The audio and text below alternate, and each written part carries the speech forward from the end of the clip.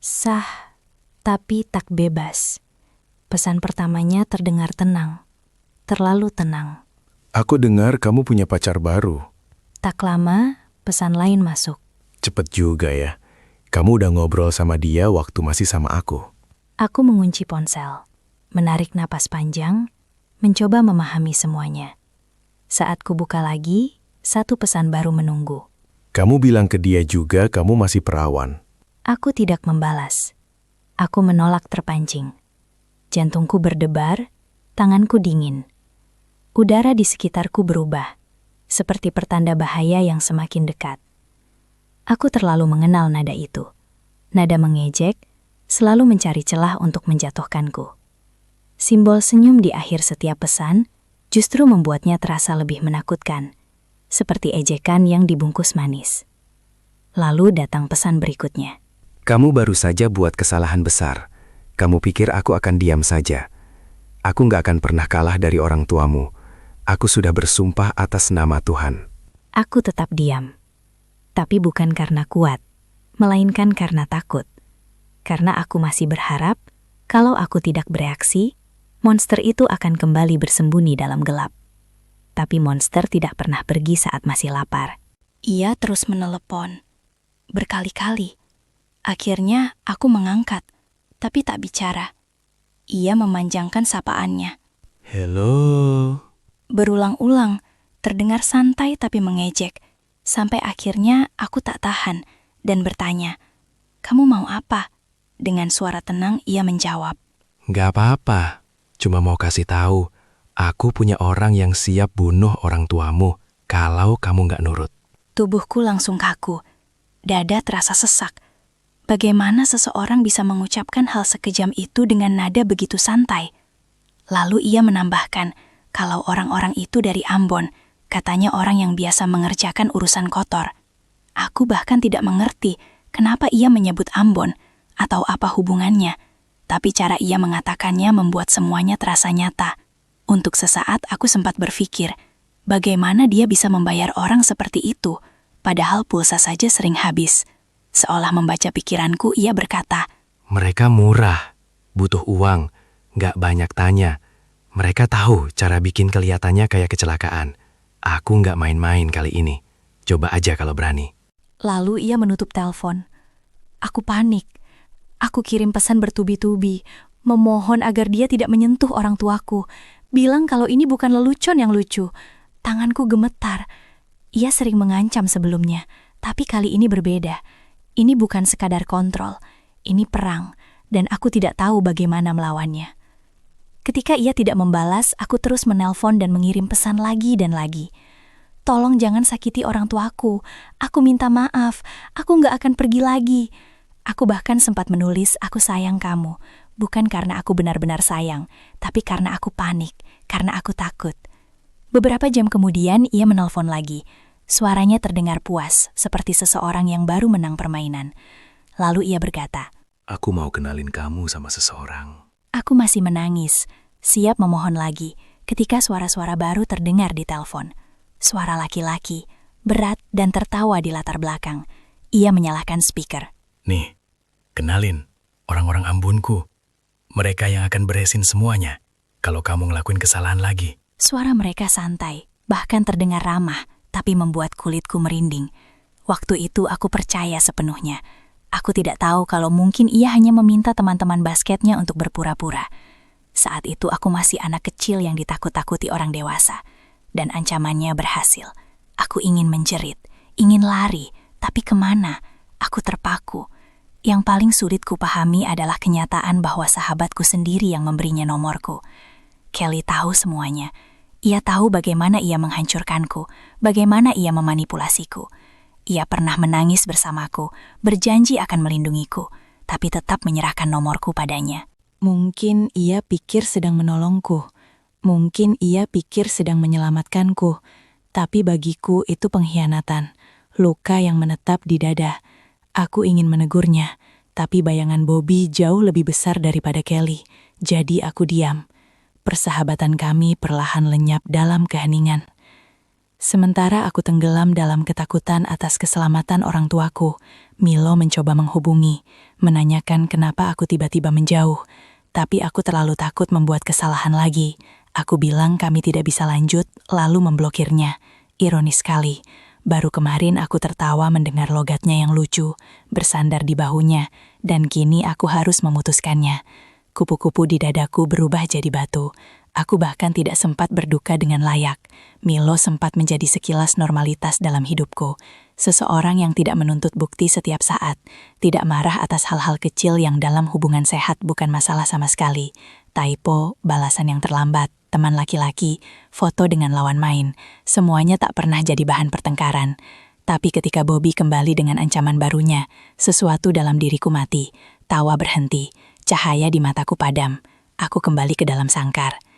Di malam hari, saat kami berbicara lewat telepon, Bobby memaksaku bersumpah atas nama Tuhan bahwa aku tidak pernah tidur dengan Milo.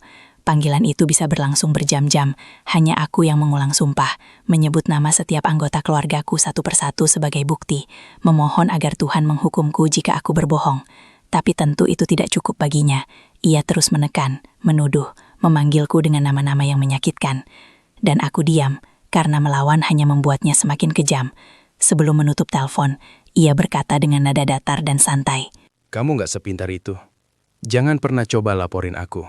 Kamu punya bukti? Tentu aku tidak punya. Itulah bagian paling menyakitkan. Semua ancamannya terjadi lewat telepon.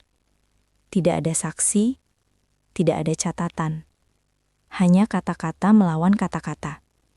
Ia lebih tua, lebih fasih bicara, lebih pandai memutarbalikkan cerita. Kalaupun aku mencoba melapor, siapa yang akan percaya pada seorang remaja yang bahkan belum lancar berbahasa Indonesia? Ia melanjutkan ancamannya. Suaranya rendah, nyaris berbisik, tapi tajam seperti pisau. Kalau sampai aku dipanggil karena ini, orang Ambonku tetap akan jalan. Aku nggak peduli kalau aku harus masuk penjara, asal orang tuamu hancur. Kebenciannya terhadap orang tuaku sudah gila. Mamaku memang tidak tahu semua detailnya. Tapi ia melihat aku mulai kembali menyusut ke dalam diriku sendiri.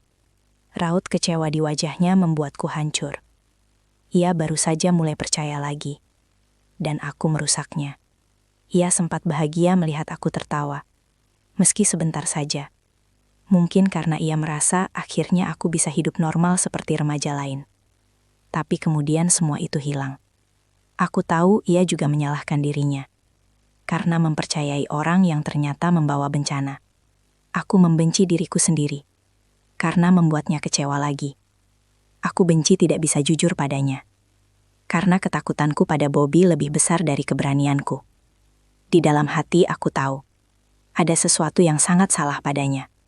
Sesuatu yang berbahaya. Aku benci betapa mudahnya ia kembali masuk ke hidupku dan mengurungku lagi dengan ancaman yang baru. Aku menjadi semakin patuh, semakin penakut setiap harinya. Aku berhenti bekerja. Aku seperti mayat hidup, selalu menangguk, selalu mengiyakan. Waktu berjalan tanpa bentuk, diisi pertengkaran, permintaan maaf, ancaman, dan keheningan. Tidak ada yang benar-benar berubah. Mamaku akhirnya juga seolah menyerah. Ia masih memasak untukku, masih memastikan aku makan, masih memeriksa apakah aku bernapas, tapi semua itu tidak lagi terasa seperti kasih sayang, melainkan kewajiban. Bobby melarangku bekerja, dan karena itu, mamaku pun melarangku keluar rumah. Ia pikir kalau aku tetap di rumah, aku akan aman dari Bobby. Aku terjebak, tidak bisa pergi kemanapun. Untuk waktu yang lama, satu-satunya ponsel yang kumiliki hanyalah perangkat lama untuk SMS, tanpa internet, tanpa dunia luar. Satu-satunya koneksi yang kupunya hanyalah Bobby, orang terakhir yang seharusnya ada dalam hidupku. Kadang aku membayangkan diriku seperti putri yang dikurung di menara. Hanya saja ini bukan dongeng, dan orang yang datang bukan pangeran, melainkan penjagaku sendiri. Bahkan ketika usiaku hampir 18, aku masih merasa 15 di dalam. Kemudian mamaku mulai bicara tentang kemungkinan kembali ke Belgia tanpaku, karena aku hampir cukup umur. Ia lelah, kehabisan cara, dan aku bisa merasakan jarak itu. Bobby justru senang, karena jika mereka pergi, aku akan sepenuhnya jadi miliknya. Baginya itu kemenangan, bagiku itu kehancuran. Kadang ia datang tanpa pemberitahuan, berdiri di taman bawah apartemen. Mengatakan ia hanya ingin melihatku sebentar saja, karena rindu. Aku ingat satu kali, saat aku sedang berbicara dengannya lewat telepon. Tiba-tiba terdengar suara siulan keras. Suara itu terdengar bukan hanya di telingaku melalui ponsel, tapi juga dari luar jendela. Dengar itu? Katanya. Aku menjawab iya, Coba buka balkonmu. ujarnya. Ketika aku melangkah keluar, aku melihatnya dari kejauhan. Berdiri di pinggir jalan tol, mobil barunya berhenti di sana. Melambaikan tangan ke arahku dengan ponsel masih menempel di telinganya. Dari seberang sana aku bisa mendengar ia menangis. Berkata bahwa kisah cinta kami menyedihkan, tapi juga indah. Waktu itu aku tahu, kedatangannya bukan karena rindu, tapi untuk memastikan aku benar-benar ada di rumah. Ia selalu menyebutnya cinta, tapi bagiku itu pengawasan.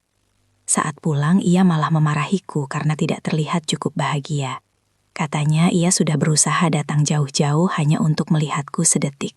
Ia berkata kami seperti Romeo dan Juliet. Cinta terlarang yang tidak bisa dikalahkan siapapun. Kadang ia berbisik, sebentar lagi kamu 18. Dan saat itu kita akan menang. Aku duduk memandangi landai dan berpikir, menang apa? Ia sudah membuatku kehilangan segalanya. Ia lupa alasan aku masih di sana. Aku bukan Juliet yang tidak bisa hidup tanpa Romeo-nya. Aku hanya gadis yang ketakutan dan sudah berhenti melawan. Tanpa kusadari, aku akhirnya berusia 18. Pagi itu aku terbangun di tempat tidurku. AC rusak semalaman. Udara terasa panas. Tidak ada kue, tidak ada lilin, tidak ada pelukan. Mamaku ada di apartemen yang sama. Tapi rasanya seperti berada di dunia lain.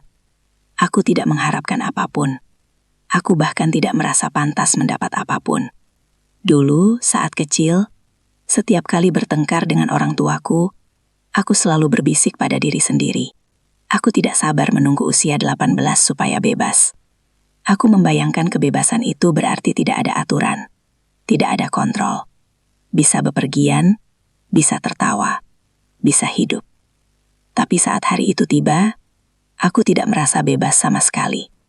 Ulang tahunku yang ke-18 tidak terasa seperti perayaan. Rasanya seperti berkabung.